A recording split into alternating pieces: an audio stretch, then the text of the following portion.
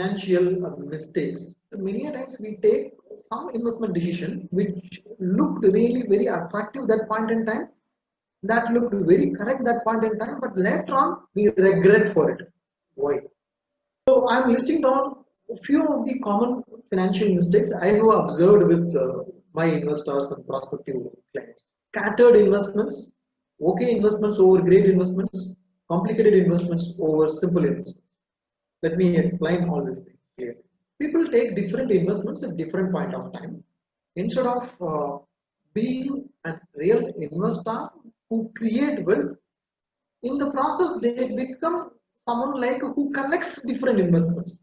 I have got two pension policies, I have got two ULIP policies, I have got two endowment policies, I have got 7 SIPs running, I also have PPF, I also have FDs, I invested in gold bond. Like that, there are scattered investments. There is no sync here. It becomes a challenge here. All your investments should be in sync with the other. Otherwise, your financial strength will be dissolved. Another challenge with this kind of approaches, it is difficult to find what is the asset allocation you have got. You will have multiple investments which are scattered. You may not know like which investment is for which purpose. Suddenly you need money from where to withdraw. All these things becomes a challenge because all are not in sync. All are not integrated. All are sitting in different corners. You have got some pension policy, you have got some ULIP policy, you have got term insurance, you have got PPF, you also have a mutual fund SIP running, you have got a stock portfolio. So everything is scattered, they are not in sync, they are not integrated. When you integrate everything, things will fall under control. When it is scattered, I have seen people telling me, Ramlingam, I always make good investment decisions, but somehow I feel that things are not under my control. It's because things are scattered, they are not integrated. This is an example of scattered investments. Investments over great investments. On the point of decision making, an investment will look really okay to you. It will really look attractive to you. On that point of decision making, it will really look very attractive. Yeah, because you collected all the information and like regarding an insurance policy or ULIP or an SIP, and you take the decision.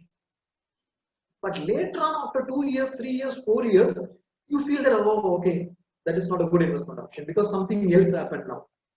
You had a perspective 2 years back or 3 years back when you entered that ULIP or when you took that stock decision. But now, your perspective is different. I should not have done it. Right? What makes you do it? Because we always choose okay investments over great investments. One example like what I generally give is, at times people tempted to go for a second property. They already have a 3-bedroom flat. They want to go for a 2-bedroom flat as an investment. It seems to be giving them a good rental yield. So many of his colleagues are going. So he also wanted to go. But end of the day, what happens? Because he is going for a second property, his retirement will be postponed by 5 years.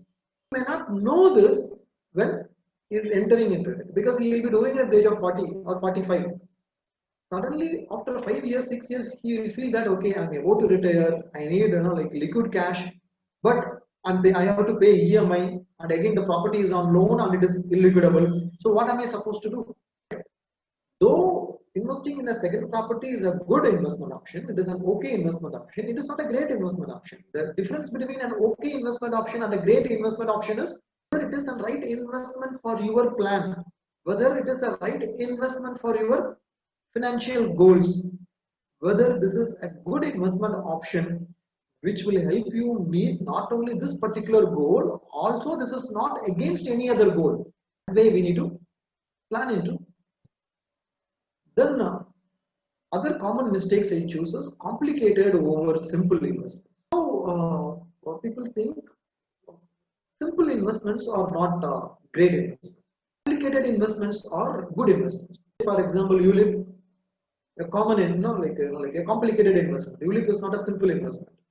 So if you take like recent endowment policies launched by insurance companies like HDFC Sanjay Plus or Sanjay Par Advantage or ICICI Signature Plan, SBI Shudnivish, these policies, it is not a simple policy. You pay for 10 years, end of 10 years, you get X amount of money. This kind of simple thing they will not do. They'll tell you, you pay for 10 years. Then after that 10 years, we will give you coverage. Or you pay for 10 years, 5 years waiting period. Then from 15th year onwards, they'll give you some X amount regular income for 20 years. On 20th year, they'll give you some lump sum. So when a calculation like this, it is difficult for a common man to understand what is the IRR. What is the return I will get? It is difficult. Whereas in a plain vanilla endowment policies, which used to be there for like some 25 years back, simple, you pay for 20 years, end of 20 years, you get X amount of money. Right? Very simple product. Similarly, in ULIP also, there are a lot of things like, like they guarantee highest NAV, all those structures have come into place. And even in PMS, there are structured PMS which are slightly complicated products. We assume that complicated products are really good. It is actually not that way. The PPF is a simple plain vanilla scheme. There's no complications involved in it. Mutual fund SIP is a simple investment. There's no complication involved in it. Investing in direct stock is a simple investment, not complication involved in it. When you talk about investing in derivatives, when you talk about futures, when you talk about options, like when you invest in a straddle approach, when you invest in like the algorithm-based investments, then complication sets in. We assume that complication means there is an additional knowledge, I have an additional competitive edge, so that will help me generate return. It is actually not that way. This is my take on all complicated investments. Complexity kills transparency actually. Less transparency makes it easier to miss it. It can be investment product or it can be investment strategy. Please avoid complicated strategies on less transparent strategy. What you are giving and what you are getting from the investment, you should be able to give it in a single line.